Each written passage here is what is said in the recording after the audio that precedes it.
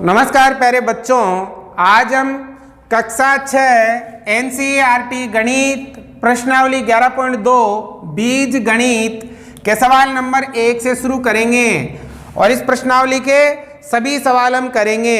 आपको ये सभी सवाल बहुत ही ध्यान से समझने हैं और यदि अच्छे से समझ में आ जाए तो इस क्लास को आपको लाइक करना है और अधिक से अधिक छात्रों तक इसे पहुंचाना है। तो देखो सवाल नंबर 1, एक समबाहु त्रिभुज की भुजा को L से दर्शाया जाता है। इस समबाहु त्रिभुज के परिमाप को L का प्रयोग करते हुए व्यक्त कीजिए। एक समबाहु त्रिभुज है, तो देखो समबाहु त्रिभुज क्या होता है? सम मतलब समान, बाहु मतलब भुजा। जिस त्रिभुज की तीनों भुजाएं बराबर हो उसे कहते हैं समबाहु त्रिभुज। जैसे ये त्रिभुज है, ठीक है। अब इस त्रिभुज की ये तीन भुजाएं, ये वाली, ये वाली, ये वाली, ये तीनों बराबर हैं तो उसे कहते हैं समबाहु त्रिभुज, ठीक है। अब इस त्रिभुज की जो भुजा है, ये वाली और ये वाली, उसको L से दर्शाते हैं। काहे से दर्शाते हैं? L से। तो देखो ये भुजा क्या है? L, ये भी क्या है? L, और ये भी क्या है? L, क्योंकि तीनों भुजा बराबर हैं, ठीक है। अब हमसे कहा है कि इस समबाहु त्रिभुज के परिमाप को L का प्रयोग करते हुए व्यक्त कीजिए। हमें इस समबाहु त्रिभुज का परिमाप ज्ञात करना है। क्या ज्ञात करना है बेटा? परिमाप हमने 10वीं प्रश्नावली में पढ़ा है, क्षेत्रमिति में, बहुत ही अच्छे से मैंने पढ़ाया था। परिमाप क्या होता है? इस त्रिभुज की ये जो तीनों भुजाएं होती हैं इनका योग कर दो। इस बाउंड्री की जो कुल लंबाई होती है ना, वही परिमाप होता है। मतलब इन तीनों भुजाओं को जोड़ोगे ना तो क्या निकल जाएगा? परिमाप निकल जाएगा, ठीक है। तो देखो सबसे पहले तो यहां लिखो समबाहु त्रिभुज की भुजा। बताओ बेटा समबाहु त्रिभुज की भुजा क्या है? L है, ठीक है। हमें ज्ञात क्या करना है? हमें ज्ञात करना है समबाहु त्रिभुज का परिमाप, ठीक है। अभी मैंने बताया परिमाप का मतलब इन तीनों भुजाओं को जोड़ना है। जोड़ो L प्लस फिर ये L फिर प्लस ये L, ठीक है। अब तीनों को जोड़ेंगे। देखो ध्यान देना बेटा, ये एक L और ये एक L, एक और एक दो, फिर दो और एक तीन, कितने L हो गए? 3L। तो बताओ समबाहु त्रिभुज का परिमाप कितना आ गया? 3L। आ गया समझ में? तीनों को जोड़ना है तो देखो 1 2 3, कितने L हो गए? 3L। या तो ऐसे करो जोड़ के, या फिर एक और तरीका है। कैसे कर सकते हो? देखो तीनों भुजाएं बराबर है बेटा। भुजा कितनी है? 3। लिख दी। भुजा कितनी है? 3। अब भुजा की लंबाई क्या है? L, तो इसके पीछे L लगा देंगे। तो डायरेक्ट या ऐसे भी लिख सकते हो आप 3L, क्योंकि तीन भुजा है और तीनों बराबर हैं तो पीछे L लगा देंगे। तो परिमाप क्या आ गया? 3L आ गया। आ गया समझ में? ऐसे करना है। अब देखो सवाल नंबर 2। अब देखो बेटा, यहाँ L का मान कुछ भी हो, कोई सा भी समबाहु त्रिभुज हो, इस सूत्र के द्वारा उसका आप परिमाप आसानी से ज्ञात कर सकते हो, चाहे त्रिभुज कोई सा भी हो, ठीक है। यही तो बीजगणित का मजा है, ठीक है ना। अब देखो सवाल नंबर 2, एक समषट्भुज की एक भुजा को L से व्यक्त किया जाता है। सम मतलब समान, षट मतलब 6, भुज मतलब भुजा, जिसकी 6 भुजा बराबर हो। जिस आकृति की 6 भुजा बराबर हो उसे समषट्भुज कहते हैं। देखो चित्र भी दिया हुआ है, 1 2 3 4 5 6, सभी भुजा बराबर हैं और सभी को L से दर्शाते हैं। कैसे दर्शाते हैं? L से। L का प्रयोग करते हुए इस समषट्भुज के परिमाप को व्यक्त कीजिए। यहाँ भी इसका परिमाप ज्ञात करना है जैसे यहाँ किया था, ठीक है। संकेत दे रखा है, एक समषट्भुज की सभी 6 भुजाएं बराबर होती है। समषट्भुज की ये जो 6 भुजाएं होती है ये क्या होती है? बराबर। और सभी कोण भी बराबर होते हैं। और जो बेटा ये सभी कोण बने हैं, ये कोण, ये भी क्या होते हैं? बराबर होते हैं, ठीक है ना। ये संकेत लिखा हुआ है। तो सेम इसी की तरह करेंगे। कैसे? देखो सबसे पहले तो इसकी भुजा क्या है? L, वो लिख लेंगे। क्या लिखोगे? समषट्भुज की भुजा। अब बताओ समषट्भुज की भुजा क्या है बेटा? L। हमें क्या ज्ञात करना है? सम षड्भुज का परिमाप। क्या ज्ञात करना है? परिमाप। तो देखो बहुत ही आसान है। परिमाप का मतलब होगा इन सभी भुजाओं का जोड़। सबको जोड़ो, L plus L plus L plus L plus L plus L, total सबको जोड़ो। ठीक है, या तो ये करो या फिर ये से। इसमें कितनी भुजाएं हैं? 1 2 3 4 5 6। ठीक है, भुजा कितनी है? यहां लिख लेते हैं, भुजा है 6। ठीक है, अब L कितने, मतलब भुजा 6 है तो बेटा इसकी लंबाई क्या है एक भुजा की? L। सभी भुजाओं की L है तो इसके पीछे क्या लगा देंगे? L। तो परिमाप क्या आ गया? 6L आ गया। आ गया समझ में? अब कोई सा भी समषड्भुज हो जिसकी भुजा की लंबाई कुछ भी दे रखी हो, इस सूत्र के द्वारा आप आसानी से उसको हल कर सकते हो। आ गया समझ में? या तो ऐसे कर लेना या फिर सबको जोड़ लेना, एक L plus L plus L plus. पर ये करो तुम तो डायरेक्ट 6 भुजा है तो 6 भुजा लिख दो। ठीक है ना, और पीछे L लिख दो। सवाल नंबर 3, वो भी बहुत आसान है, थोड़ा ध्यान देना। घन एक त्रिविमीय आकृति होती है। घन क्या होती है? एक त्रिविमीय आकृति। इसका मतलब होता है जिसको हम केवल एक तरफ से ही देख सकते हैं। ठीक है ना, इसमें 6 फलक होते हैं। 6 फलक मतलब पेश। फलक देखो ये आकृति दे रखी है ना, तो इसका ये वाला एक, ये पूरा एक फलक है। एक फलक ये, एक फलक ये, एक फलक ये, एक फलक ये और एक फलक ये, टोटल 6 फलक होते हैं इसमें। और ये सभी सर्व सम वर्ग होते हैं, और ये सभी वर्ग होते हैं और समान होते हैं। जैसे ये वाला फलक और ये वाला फलक बराबर होता है। सभी जो वर्ग फलक होते हैं ना वो बराबर होते हैं। घन के एक किनारे की लंबाई L है। ये जो लाइन है दिख रही है ना बेटा, इन लाइनों को किनारे कहते हैं। क्या कहते हैं इन्हें? किनारे। और इनकी लंबाई L है। घन के कुल किनारों की लंबाई के लिए एक सूत्र ज्ञात कीजिए। अब इसमें कुल जो किनारे हैं ना उनकी लंबाई के लिए हमें क्या ज्ञात करना है? एक सूत्र ज्ञात करना है। तो देखो सबसे पहले तो एक किनारे की लंबाई, घन के एक किनारे की लंबाई क्या है? L। लिखो, घन के एक किनारे की लंबाई, बताओ बेटा लंबाई कितनी है? L है।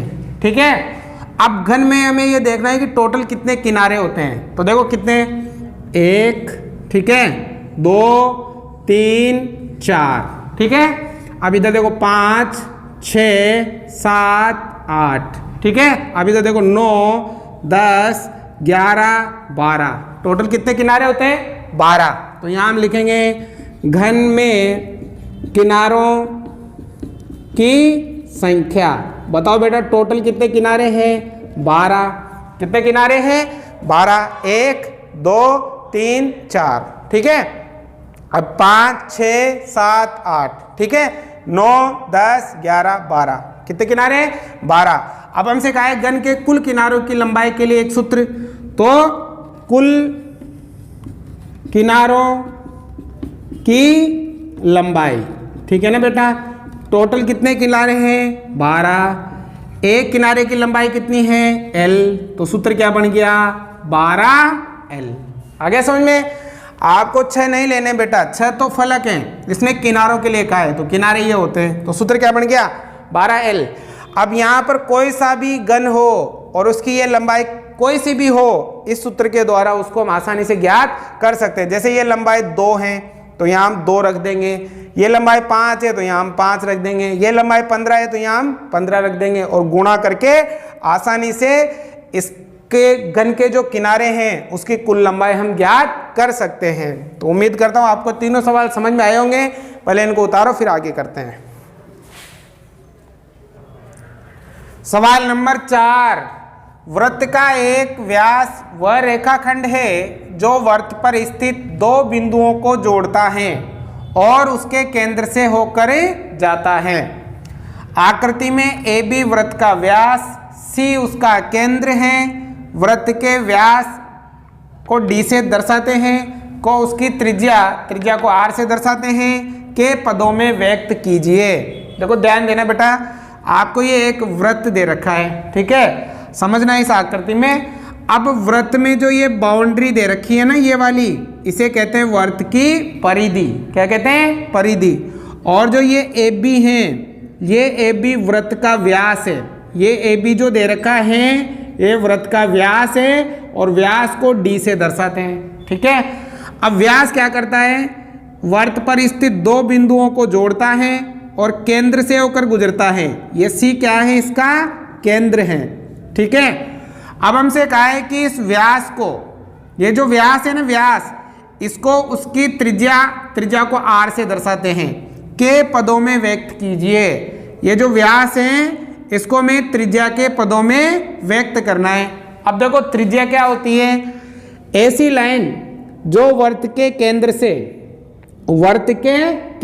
वृत्त की परिधि तक जाती हैं उसे हम त्रिज्या कहते हैं। जैसे ये क्या है बेटा, त्रिज्या है। अब देखो ये केंद्र है और केंद्र से परिधि तक ये लाइन आ रही है, जा रही है ना ये लाइन, इसे भी आप क्या कह सकते हो, त्रिज्या। और ये भी केंद्र है, केंद्र से इधर भी परिधि तक लाइन आ रही है, मतलब इसे भी आप क्या कह सकते हो, त्रिज्या कह सकते हो। कह सकते हो ना त्रिज्या, ये भी त्रिज्या है, ये भी त्रिज्या है और ये भी त्रिज्या है, क्योंकि ये भी केंद्र से परिधि तक आ रही है और ये भी केंद्र से परिधि तक जा रही है। अब ये जो व्यास है, ये व्यास, इस व्यास को हमें त्रिज्या के पदों में व्यक्त करना है। तो सबसे पहले तो जो वृत्त का व्यास है उसको हम दर्शाते हैं डी से, और बेटा जो वृत्त की त्रिज्या है उसको हम दर्शाते हैं आर से। ठीक है, अब हमें व्यास, कौन, व्यास को हमने कहाँ से लिखा, डी से।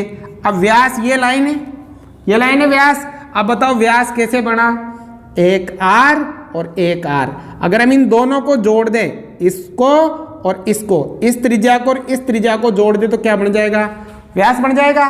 तो देखो ये वाली त्रिज्या क्या है, आर, फिर प्लस ये वाली त्रिज्या क्या है, आर। तो देखो व्यास तो डी से दर्शाएंगे, बराबर एक आर और एक आर, एक और एक कितना हो गया, 2r। तो ये व्यास हो गया 2r। ठीक है, d बराबर क्या हो गया, 2r। तो व्यास को हमने किसके पदों में दर्शा दिया, त्रिज्या के पदों में। अब देखो इसका मतलब क्या है, जो व्यास है वो त्रिज्या का दुगुना होता है। व्यास त्रिज्या का क्या होता है, दुगुना। और जो त्रिज्या होती है वो व्यास की आधी होती है। व्यास की क्या होती है, आधी। आ गया समझ में। हमें बस ये वाली जो लाइन थी ना, ये व्यास, इस व्यास को त्रिज्या के पदों में दर्शाना था। तो व्यास, अब केंद्र से परिधि तक की दूरी त्रिज्या, केंद्र से परिधि तक की दूरी त्रिज्या। तो ये व्यास को दर्शा दिया त्रिज्या के पदों में। देखो सवाल तो दिखता बहुत बड़ा रहा है लेकिन है बहुत आसान। ठीक है, अब देखो सवाल नंबर 5, आखिरी सवाल है इसका। 3 संख्याओं 14, 27 और 13 के योग पर विचार कीजिए। तीनों संख्याओं का योग करना है, जोड़ना है। हम यह योग 2 प्रकार से ज्ञात कर सकते हैं, इनको हम 2 प्रकार से जोड़ सकते हैं। तो देखो सबसे पहले ए कैसे जोड़ा है वो देखेंगे। हम पहले 14, 27 को जोड़कर 41 प्राप्त कर सकते हैं। मतलब पहले तो क्या किया, 14 में 27 जोड़ दिया तो कितना आ गया, 41 आ गया। 14, 27 को जोड़कर 41 प्राप्त कर सकते हैं। ठीक है, और फिर 41 में 13 जोड़कर फिर 41 में 13 जोड़ दिया, कुल योग 54 प्राप्त कर सकते हैं। कुल योग कितना प्राप्त कर सकते हैं, 54। पहले तो ये किया कि 14 में 27 जोड़ा तो 41 आ गया, फिर 41 में 13 जोड़ा तो 54 आ गया। पहला तो ऐसे किया। अब दूसरा देखो, हम पहले 23 और 13 को जोड़ेंगे। पहले 23 और 13 को जोड़कर 40 प्राप्त करेंगे। पहले कितना प्राप्त करेंगे, 40 प्राप्त कर सकते हैं। ठीक है, और फिर इसमें 14 जोड़कर फिर इसमें कितना जोड़ा, 14, 54 प्राप्त कर सकते हैं। कितना प्राप्त कर सकते हो, 54। इस प्रकार, ठीक है, 54 प्राप्त कर सकते हैं। इस प्रकार प्राप्त कर सकते हैं। कैसे, देखो पहले तो क्या किया, 14 में 27 जोड़ लिया, फिर प्लस कितना कर दिया, 13 और बराबर। पहले 14 को अलग रखा और पहले किसको जोड़ लिया, 27 और 13 को। ठीक है, इस प्रकार इनको जोड़ोगे इस प्रकार से तब भी उत्तर 54 ही आएगा, और इस प्रकार से जोड़ोगे तब भी उत्तर 54 ही आएगा। आगे क्या लिखा है, ऐसा किन्हीं भी 3 संख्याओं के लिए किया जा सकता है। ये जो किया ना, वो कोई सी भी 3 संख्याओं के लिए आप कर सकते हो। जरूरी नहीं है कि वो 3 संख्या 14, 27, 13 ही हो। कोई सी भी 3 संख्या हो सकती है, 10, 15, 50, कोई सी भी 3 संख्या के लिए किया जा सकता है। इसने यह गुण संख्याओं के योग का सहचार्य गुण कहलाता है। ये वाला जो गुण है ये संख्याओं का कौन सा गुण कहलाता है? सहचार्य गुण कहलाता है, जिसे हम पूर्ण संख्याओं के अध्याय में पढ़ चुके हैं, जिसे हम प्रश्नावली 2 में पढ़ चुके हैं, जिसमें आपके पूर्ण संख्याओं को मैंने अच्छी तरह से पढ़ाया था। वहां पर सहचार्य गुण हम पढ़ चुके हैं।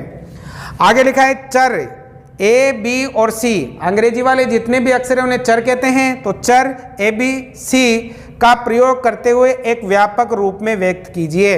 अब हम इन तीनों का प्रयोग करना है और इस नियम को एक व्यापक रूप में लिखना है, ताकि हम इस नियम से किसी भी संख्या को इस प्रकार से जोड़ सकते हैं। तो बेटा देखो बहुत ही आसान है। आप कैसे करोगे? ये लाइन ध्यान रखो, ये वाली, ठीक है। इसको हम ए कहेंगे, इसको बी कहेंगे और इसको सी कहेंगे, ठीक है। तो इनकी जगह ए बी सी लिखते जाओ, बस नियम बन गया आपके। कैसे? देखो ध्यान देना इधर, 14 तो ये ए प्लस 27 तो ये बी, कोष्टक में तो ये कोष्टक, प्लस है तो प्लस। अब देखो ये वाला नंबर सी है तो यहाँ सी आ जाएगा, ठीक है। अब देखो आगे, अब इधर पीछे 14 को हमने क्या कहा? ए, तो ये ए आ जाएगा, प्लस है तो प्लस। 27 को हमने क्या कहा? बी, तो बी आ जाएगा, प्लस है तो प्लस। 13 को हमने क्या कहा? सी, तो यहाँ क्या आ जाएगा? सी आ जाएगा। तो ये वाला बन गया आपके नियम। पहले ए बी को जोड़ लो फिर उसमें सी जोड़ो, या पहले बी सी को जोड़ लो और उसमें ए जोड़ो। तो इस नियम में आप कोई सी भी नंबर, कोई सी भी 3 संख्याओं का क्या कर सकते हो? योग कर सकते हो। और इसे योग के लिए कौन सा नियम कहते हैं? कौन सा गुण कहते हैं? साहचर्य गुण कहते हैं। तो बस इसको देख के ए बी सी ये मान रखना है आपको। आगे समझ में? तो आज की क्लास ये समाप्त करते हैं। आपके प्रश्नावली 11.2 भी समाप्त होती हैं। यदि आपको समझ में आया हो तो लाइक कीजिएगा, वीडियो को अधिक से अधिक शेयर करें और चैनल को सब्सक्राइब कर लीजिए।